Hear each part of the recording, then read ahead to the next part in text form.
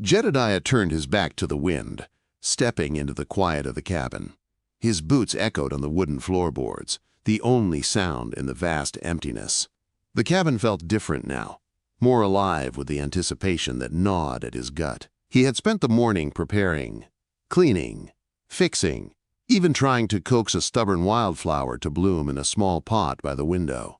Each task was another attempt to make the place feel like home, as if it could somehow bridge the gap between the harshness of the world outside and the fragile hope he now clung to. A sound, soft but unmistakable, broke through the stillness. A wagon's creaking wheels, the rhythmic clip-clop of horses' hooves. Jedediah's heart beat harder in his chest as he stepped back onto the porch, his gaze fixed on the horizon where the wagon's slow movement began to take shape. As it neared, Jedediah recognized the driver, Miller, the freight driver from the nearest town, a man of few words who had been Jedediah's rare connection to the outside world. But it wasn't Miller who caught his attention now. It was the woman seated beside him. She was small, her dark hair pulled back in an intricate knot, a splash of red against the brown and dust of the open land. She was younger than Jedediah had expected, no more than 23, with delicate features that seemed out of place in this rugged landscape. But it wasn't her beauty that struck him first. It was the bruise, a deep, ugly purple that marred the soft skin of her cheek, a cruel mark of something violent and recent. Her dark eyes, wide with fear, flicked nervously over the land, the cabin, and then to Jedediah himself. Miller pulled the wagon to a halt with a jerk, the horses snorting and stamping their hooves in the dry dirt. He nodded curtly, his face unreadable. "This is her," he muttered, his voice dry as dust. The woman, May, hesitated for a moment, her eyes searching the unfamiliar land. The vast emptiness of it seemed to overwhelm her, just as it had once overwhelmed him. The air between them hung thick with silence, and, for a brief moment, Jedediah wondered if he'd made a mistake. She moved stiffly, like someone who had been hurt too many times to trust anything gentle. Her fragile frame seemed almost lost against the endless stretch of sky and earth that surrounded them. But there was something in the way she carried herself, something that made Jedediah step forward, his heart pounding with an unexpected protective instinct. He didn't speak right away. Words felt foreign now, like something he'd forgotten how to use. His voice, when it came, was a low rumble, rough from disuse. "Welcome," he said, the word thick with meaning that he didn't know how to express. May flinched at the sound, her eyes widening further. She held out the note, her hand shaking so violently that the paper rattled. Her fingers brushed his as he took it from her. The briefest touch, but it sent a jolt of warmth through his veins, a reminder that, despite the silence that had filled his life for so long, there was still room for another heart. The note was short, its words cold and impersonal, a stark summary of her situation. "Her name is May. She is a good worker. Her previous arrangement was unsuitable. She is now yours." The last words hit him like a cold wave. "She is now yours." Jedediah's fists clenched at his sides, anger rising within him, a fire igniting in the pit of his stomach. No one should be owned, not in this way. The words were a stark reminder of the cruelty that had brought her here, and a sharp contrast to the tenderness he wanted to offer. She wasn't just a name, a commodity to be passed from one man to another. She was a person, a soul in need of protection. He looked at her again, at the bruise, at the terror in her eyes, and a fierce, protective instinct surged through him. He would not let her be a victim here, not on his watch. "Come," he said gently, his voice softer now, pulling her away from the edge of her fear. "You must be tired." May didn't answer right away. She searched his face, her dark eyes wide, trying to find some clue, some sign that this man, this stranger, could offer her safety. She must have found something there, because slowly, cautiously, she nodded and followed him into the cabin. Inside, the fire crackled, casting a warm glow on the simple, rustic furnishings: a stone hearth, a narrow bed, a rough-hewn table. It was a home, in its own way, but a lonely one. Still, it was clean, and it was warm. The contrast between the cabin and the wilderness outside was jarring. In here, there was comfort. There was care. She stood there, small and uncertain, looking lost in the center of the room. Jedediah moved about, his actions deliberate, his movements slow and clumsy as he tried to fill the silence. He added a log to the fire, fetched a dipper of water. He worked hard to make her feel as though she belonged here, though he knew that it would take more than warmth and food to make her feel at home. She remained silent, her eyes fixed on the fire, her hands clutching her satchel like a lifeline. Jedediah, watching her, felt a strange tenderness rise in his chest. He had known loneliness, had lived it for more years than he cared to admit. But now, in the presence of this fragile, trembling woman, he felt the weight of her pain pressing against his heart. "You're not alone now," he said quietly after a long silence. The words were simple, but they were true. And in that moment, as May's eyes lifted to meet his, something shifted between them. A fragile bridge, tentative and fragile, but strong enough to carry them through whatever might come next. The days that followed passed with a slow, steady rhythm, like the endless sweep of the prairie wind. Jedediah had never been good with words, but he was learning how to be gentle with his actions. He showed May the ways of the land, not through lengthy explanations, but through the quiet, steady movement of life. He took her to the small patch of land beside the cabin and showed her how to tend to the plants, how to find the fresh tracks of game, how to clean and prepare a simple meal. Each lesson was a delicate negotiation, a quiet exchange of trust. May's hands, small and delicate, moved carefully as she learned, her fingers grazing the rough surfaces of tools and earth as if they were foreign to her. At first, she was unsure of herself, her movements hesitant, as though she was afraid of making a mistake. But with each passing day, something in her began to change. The raw fear in her eyes began to fade, replaced by a quiet determination that Jedediah found both inspiring and humbling. As the days grew longer and the sun dipped lower in the sky, Jedediah found himself watching her more often, his gaze lingering longer than it should. He was a man who had long prided himself on his solitude, his independence, but now, with May in his life, he found himself drawn to her in ways he didn't understand. She was a puzzle, a mystery that he couldn't solve, but he was willing to try. She had her own way of moving through the world, where he had learned to survive, by brute force, by sheer will. She moved with a quiet grace, her actions deliberate and measured. She would sweep the floor of the cabin with a rhythm that made the task seem almost like a dance. She would sit by the fire, mending the edges of his torn shirts, her movements delicate, precise, as if she were shaping something fragile and beautiful from the rough fabric. One evening, as the sun began to set and the sky bled into shades of orange and red, Jedediah sat on the porch, his gaze fixed on the horizon. The vast emptiness of the plains stretched before him, the land so wide it seemed to swallow the world whole. But now, there was something in the air, something different. It wasn't just the wind. It was her. May had been silent for most of the day, her eyes distant, her thoughts clearly elsewhere. She had spent hours by the fire, her hands moving absent-mindedly through a bundle of dried herbs, her gaze fixed on the flames. The silence between them had stretched thin, and Jedediah had found himself wondering what was going on behind her quiet exterior.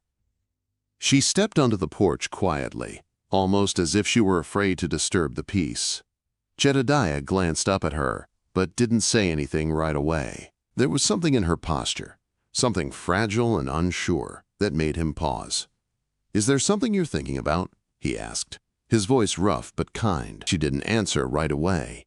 Instead, she stepped closer, the evening light casting a soft glow on her face. Her eyes flicked towards him, and for a moment there was a hesitation, as though she were trying to find the right words in a language she was still learning to speak. I miss home," she said, her voice soft, almost a whisper.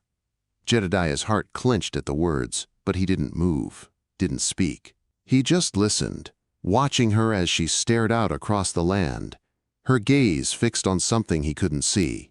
"I miss the rice, the smell of it cooking, the sound of the water, and the markets," she continued, her voice catching slightly.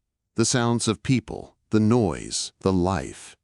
Jedediah nodded slowly, understanding the weight of her words, even though he had never known anything like the life she described. He had lived his whole life in the wilderness, in the quiet places where nature reigned and the land was everything. But he understood what it meant to miss something, to long for something you could never have again. "I know," he said quietly, his gaze distant as he turned his eyes back to the endless plains. "I know what it's like to miss something, to feel like you don't belong anywhere. But that doesn't mean you're alone. Not here." She didn't say anything in response, but she moved closer, sitting beside him on the porch. The air was thick with the weight of the evening, the silence stretching between them. But this time, it didn't feel like an unbearable chasm. It felt like a shared space, a place where both of them could simply exist without having to fill the emptiness with words. As they sat there, side by side, Jedediah felt something shift inside him. It was subtle at first, like the first stirrings of a storm on the horizon. He had always been a man of action, a man who didn't have time for emotional softness. But now, with May beside him, he found himself wanting to be more than just the man who had built a cabin in the wilderness.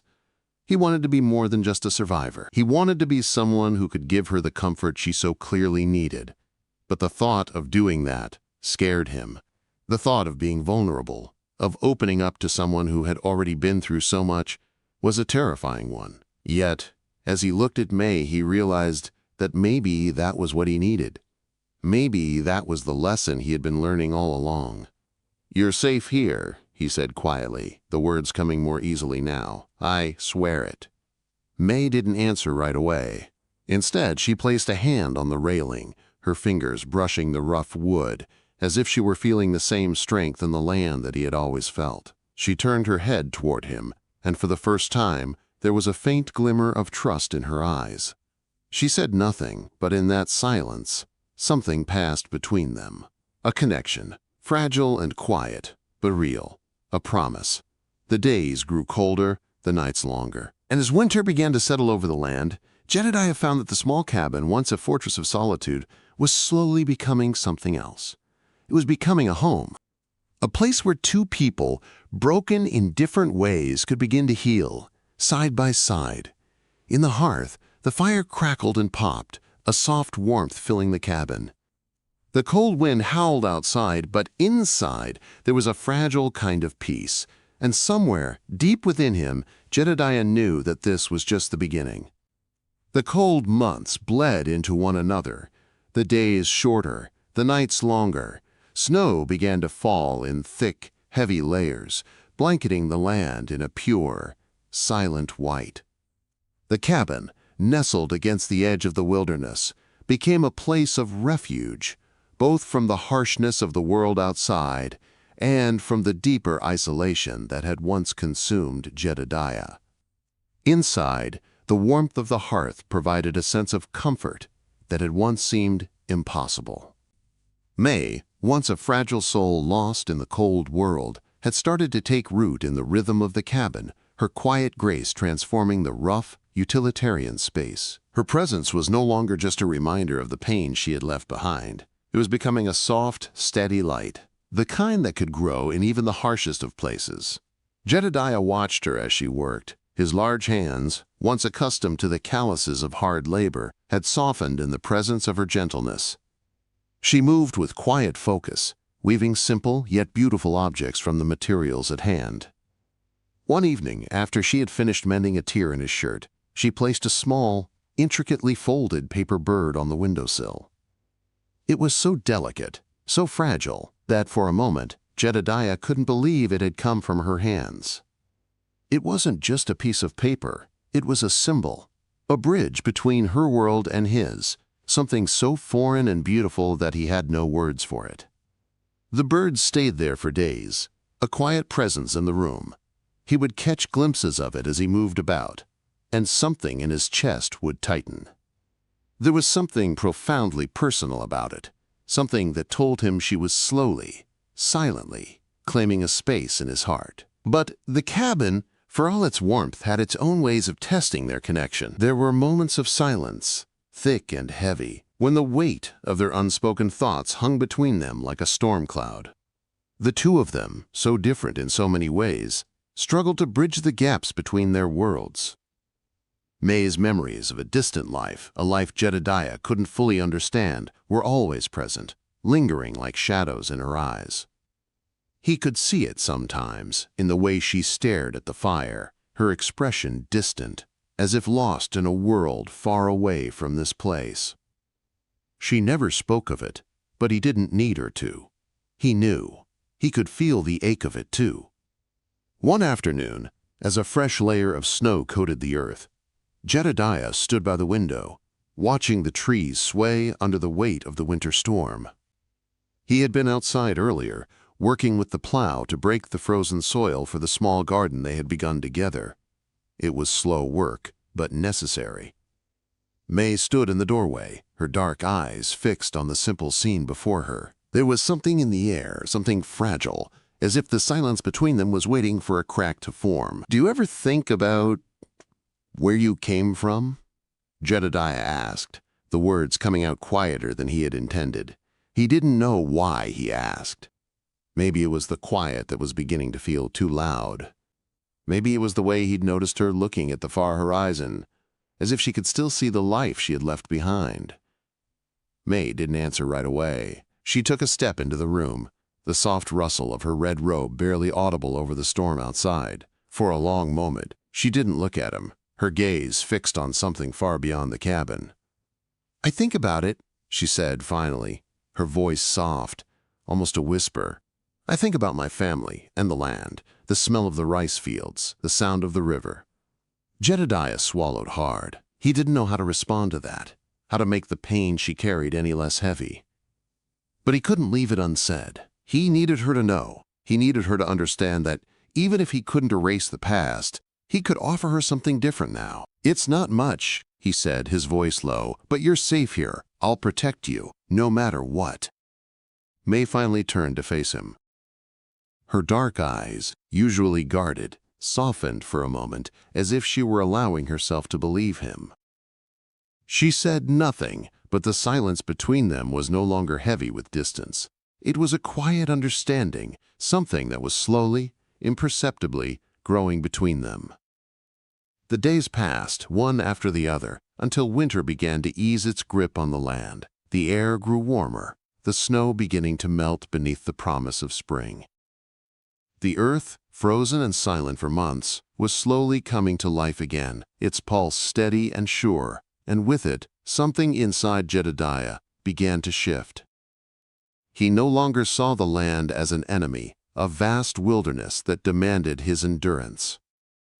Instead, he began to see it as a partner, something he could shape, something he could work with, alongside May. One afternoon, as the sun dipped low on the horizon, casting long shadows across the plains, they worked together in the garden. The soil, still cold but softening, yielded to their hands as they broke the ground. May bent to her task with quiet determination, her small hands surprisingly strong as she dug up stubborn weeds, while Jedediah plowed the deeper parts of the soil. There was an ease to their movements now, a rhythm that spoke of quiet understanding. May wiped the sweat from her brow and glanced at Jedediah. The light caught the curve of her cheek, and for the first time, Jedediah noticed the subtle changes in her face, the way the fear that once haunted her eyes had begun to fade. There was still a hint of sadness there, but it was no longer the consuming grief it had once been. Now it was something smaller, more bearable. "We'll plant melons next year," she said with a smile, her voice soft but full of promise. It was the first time she had spoken of the future without hesitation, without the fear of it slipping away. Jedediah nodded, a small, genuine smile tugging at his lips. "Melons?" he repeated, tasting the word. "We'll plant some." It was a simple exchange, but in that moment, it felt like more. It felt like the beginning of something. Something beyond survival, beyond the harshness of the land.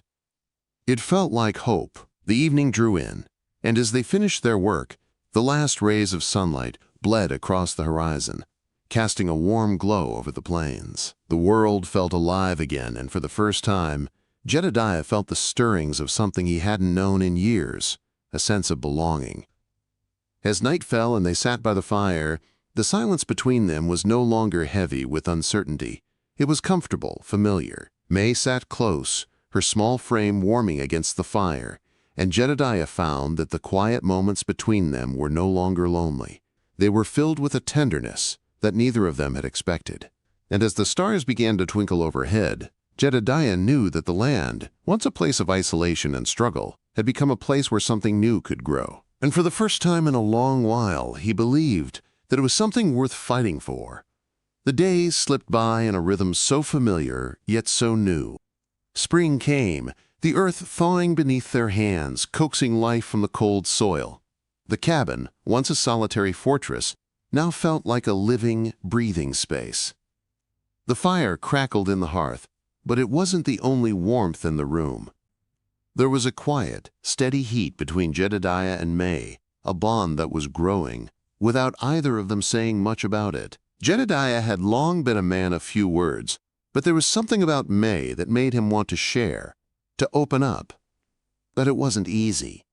He had built walls around himself for so long that even small cracks felt like a risk. Still, he found himself doing things he hadn't done in years. He carved small figures for her, animals he saw roaming the land.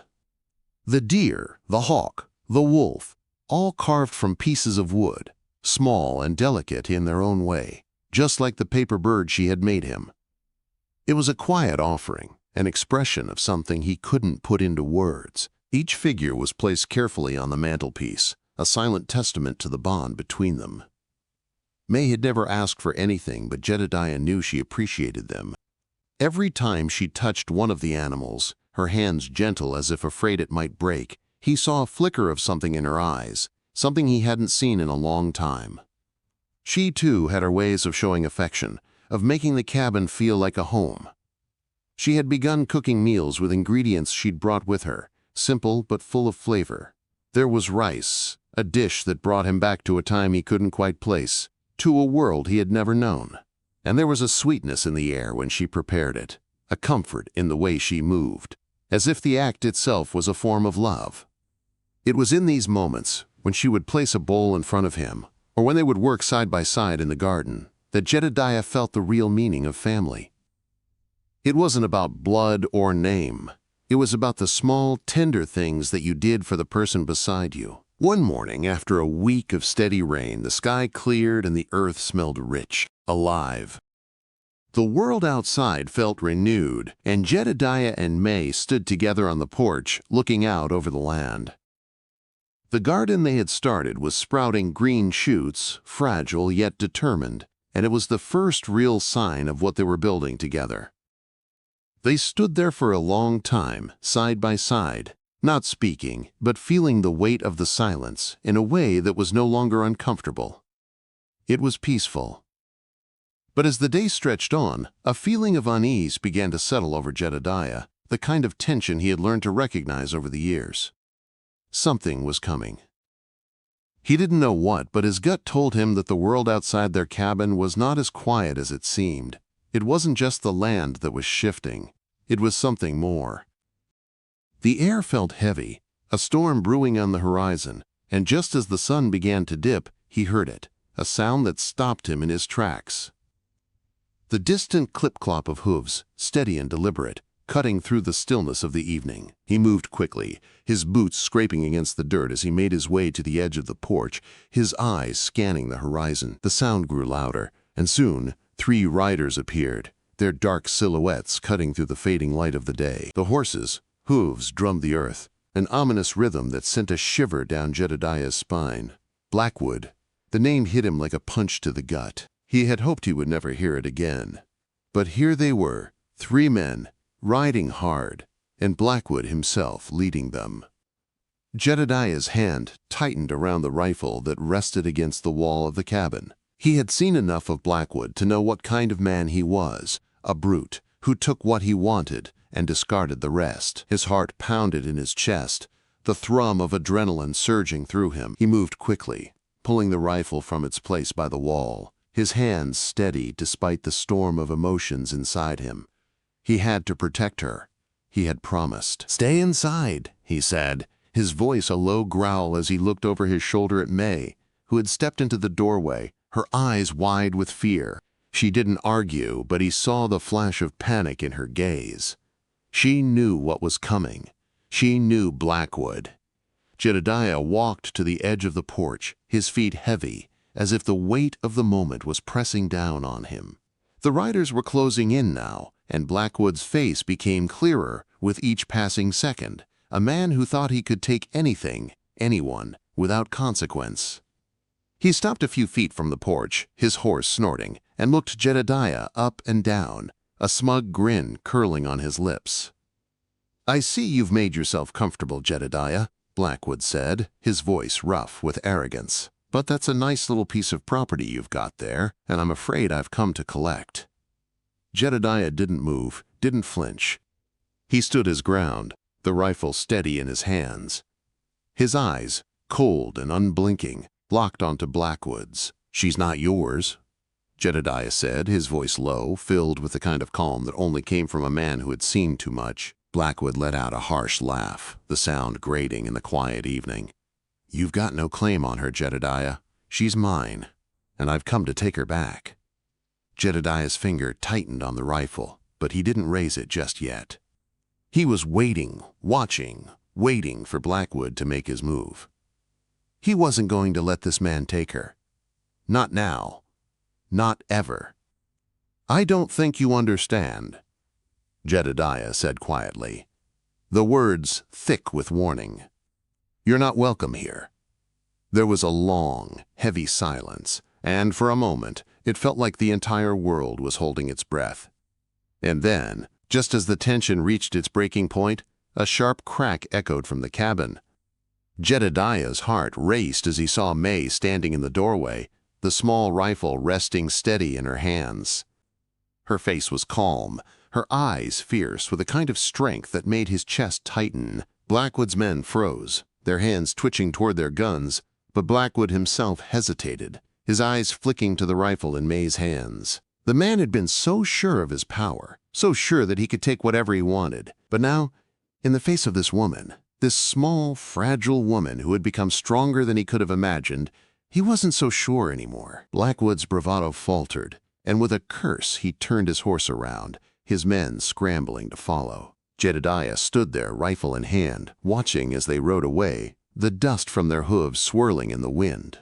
May didn't lower her rifle immediately. She stood there, her chest heaving, her face pale but determined. Jedediah could see the fear in her eyes, but there was something else too, a strength, a power that he hadn't seen before. It was the same strength she had found in herself, in the land, in their quiet moments together. Slowly, he lowered his rifle, and for the first time in a long while, he allowed himself to believe that they had a future. The dust from Blackwood's departure settled slowly, the last of the riders disappearing over the horizon, their figures swallowed by the vastness of the land. The cabin was quiet once more, but the tension in the air was thick, lingering like the remnants of a storm. Jedediah stood on the porch for a long while, the rifle still in his hands, his gaze fixed on the empty space where the riders had once been.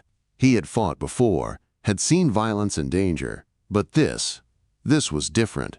This wasn't just a battle for survival. This was a battle for something he hadn't even known he was willing to fight for. May had retreated back inside, her small form disappearing through the door with the rifle still clutched in her hands. He could hear her soft footsteps on the wooden floor, the quiet sound of her breathing. He knew she was scared, but what he didn't know was whether she was scared of Blackwood or of the feelings that had started to grow between them. He took a deep breath, his body still tense with the adrenaline that surged through him. This was a moment he couldn't allow to pass without recognizing it for what it was.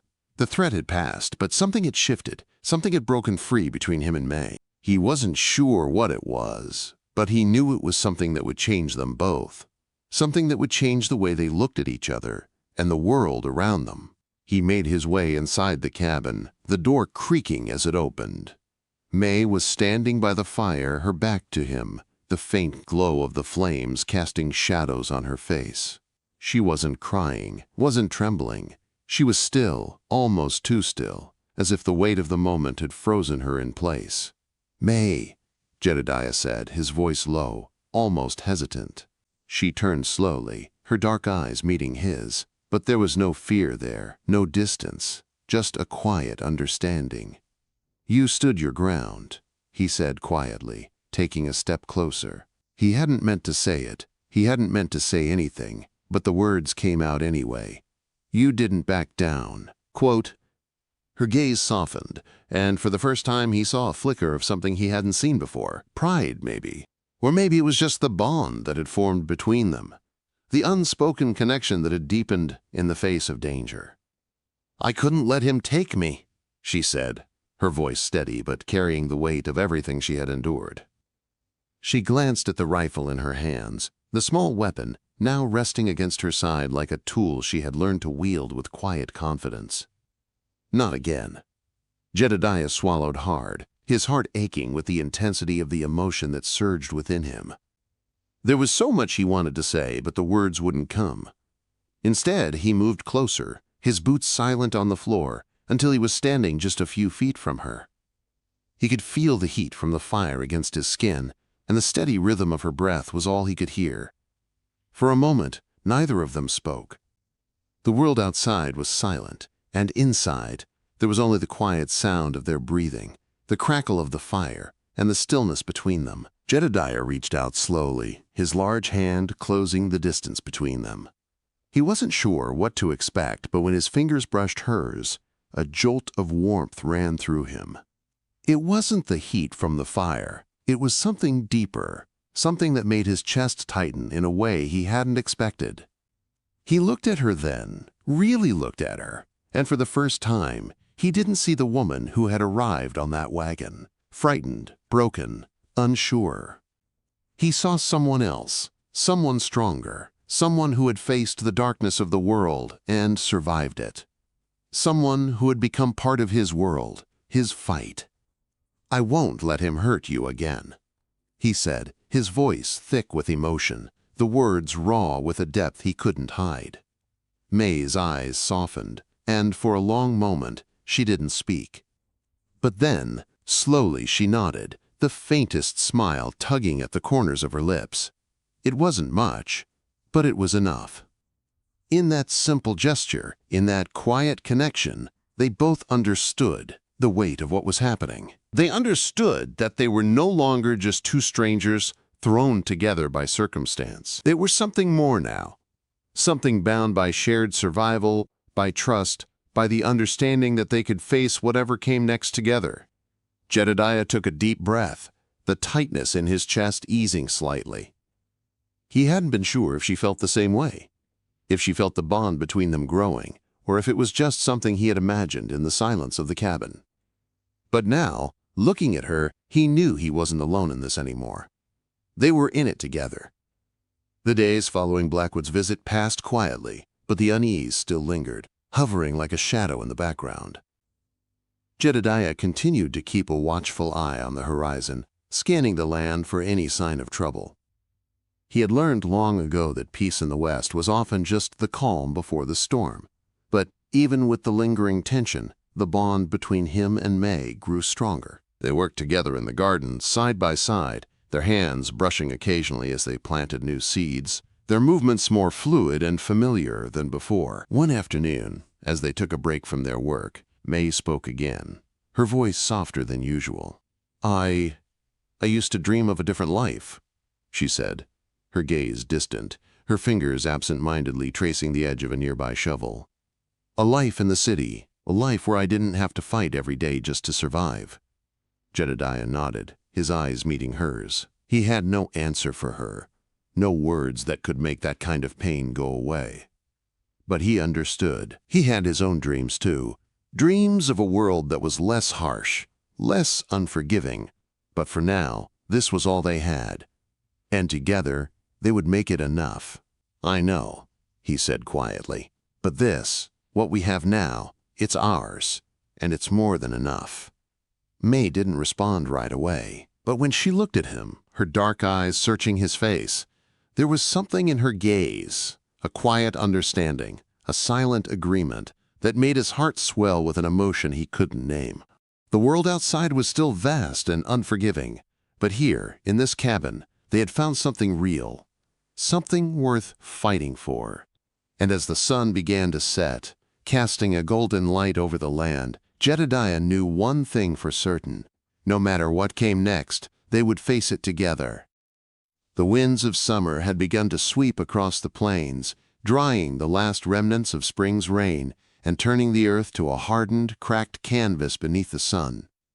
The cabin, once a solitary outpost in a world that felt too wide and too wild, now felt like home. Jedediah had stopped counting the days, the months, the hours.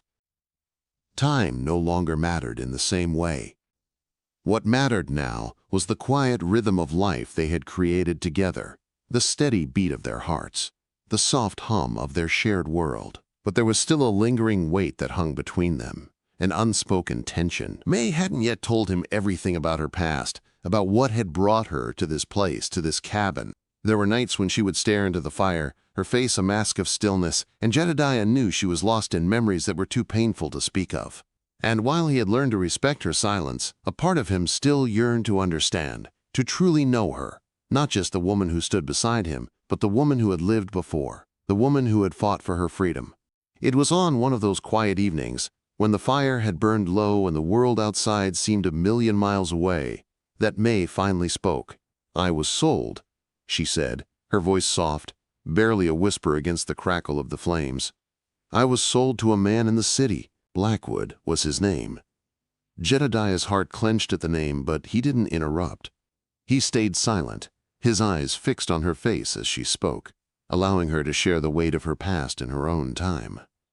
He treated me like property," she continued, her voice steady but cold, the words laced with the kind of pain that no one should ever have to carry. "I wasn't a person to him. I was something to be bought and sold. And when I couldn't give him what he wanted, he hurt me. He would send me away, and when I came back, it was always worse. I couldn't escape." Jedediah's fists clenched at his sides, the rage he had buried deep inside of him flaring to life again. He wanted to strike, to find Blackwood, and make him pay for what he had done to her, for what he had taken. But he kept his breath steady, forcing himself to listen, to let her finish. "I thought I would never escape," May whispered, "that I would always be trapped, always be owned. But when I got that letter from you, I thought maybe there was a chance. Maybe there was something different out there." Jedediah's heart ached with the depth of her pain, but there was something else there too, something soft, something warm, a flicker of hope that had somehow found its way into her heart, even after all she had been through. "You've got a life here now," he said quietly, his voice filled with quiet determination. "No one owns you anymore, May. You're free."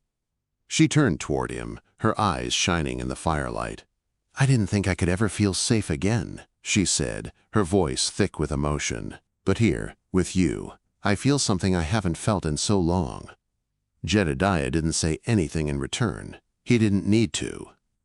Instead, he reached out, his hand finding hers in the space between them, their fingers intertwining in a simple, quiet promise. There was nothing more to say in that moment, nothing that needed to be said. The connection between them had already spoken louder than words ever could. The days passed in a slow, deliberate peace. They continued to work the land, planting crops, mending fences, building a life together. The seasons turned, the earth beneath their feet shifting with the rhythms of nature, but they were no longer just surviving, they were living. And then, one summer evening, as the sun dipped low in the sky and the stars began to appear, there was a sound on the horizon, a distant rumble like the roll of thunder that made Jedediah pause in the middle of his work. It was a sound he knew all too well. Hooves, steady and deliberate, approaching fast.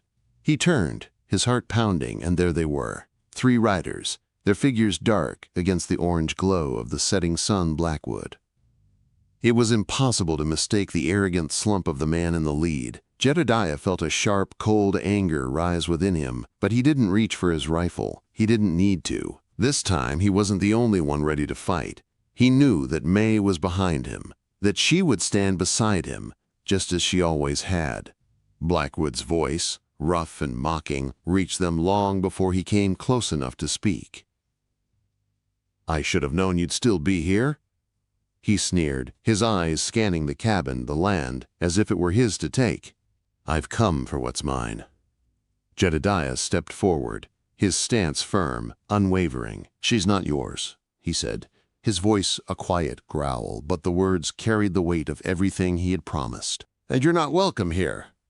Blackwood's eyes narrowed, the challenge in his gaze clear, but this time there was no hesitation in Jedediah's heart. There was no fear. He had already fought for this life, this future, and he would fight for it again, if he had to. The silence between them stretched thin, the air charged with tension. Blackwood took a step forward, but before he could make another move, there was a crack, sharp and sudden, that echoed through the stillness. May was standing at the door, the rifle steady in her hands, her face calm but filled with purpose. "I won't go back," she said, her voice clear and unwavering, the words cutting through the air like a blade. Blackwood faltered, his bravado slipping.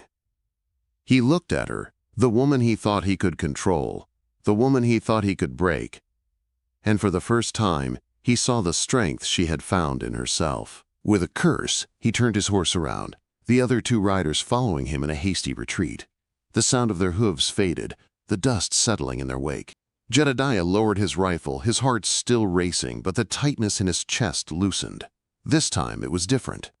This time, they had won, not just the battle, but the promise of a future together. May walked to him, her steps steady, and when she reached him, she placed a hand on his chest, her fingers warm against the fabric of his shirt. Without a word, she stood there, her eyes meeting his, and in that moment, Jedediah knew that no matter what came next, they would face it together. "I love you," he said, the words simple, but filled with the depth of everything he had never said before. May smiled, a soft, radiant smile, and in that smile, Jedediah saw the future, their future, a life built not just on survival, but on love, on trust, and on the quiet promise that no matter what, they were never alone again.